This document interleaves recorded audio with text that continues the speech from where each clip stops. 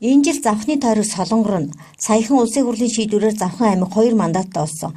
Тойрог хуваасантай холбоотой намуудын маргаан төдийлөн гарааг байна. Тухайн тойрогт Монгол Ардын нам арчилсан намын хуучвал сэлгэн сонгогддог уламжлал хэдийнэ тогтсон. Харин энэ жилийн сонгуул өрсөлдөөнтөө мөн сонирхолтой болох дүр зураг тодроод байна.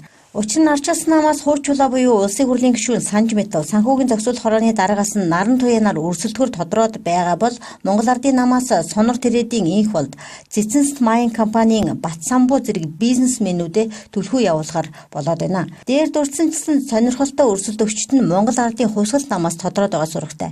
Улсын хурлын гишүүн асан Балдан Очир Шадар сайдын зөвлөх Батхуйг нарын нэрс дуудаж байна. Батхуйгийн хувьд улс төр төдийлөн дуудаж байгаагүй нэрээс гадна төрийн албан ажиллаж мэргэжсэн залуу хуульч гэсэн мэдээлэл байна. Мөн Завхан аймагта байрлал цэвэр усны бизнес хийдгээр нь таньж гэсэн мэдээлэл байгаа.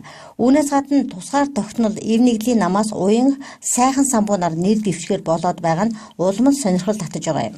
Учир нь тус тойрогт Монгол Ардын намаас нэр дэвшигч Батсамбуун түүний төрсөн дүү учраас завханчууд ах トゥ хоёрын хэнийг нь сонгох вэ гэж эргэлзсэн хിവэрэ байгааг нь. Эцэст нь хэлэхэд энэ жилийн сонгуулиар завхны тойрог холонгорхон тодорхой харагдаж байна.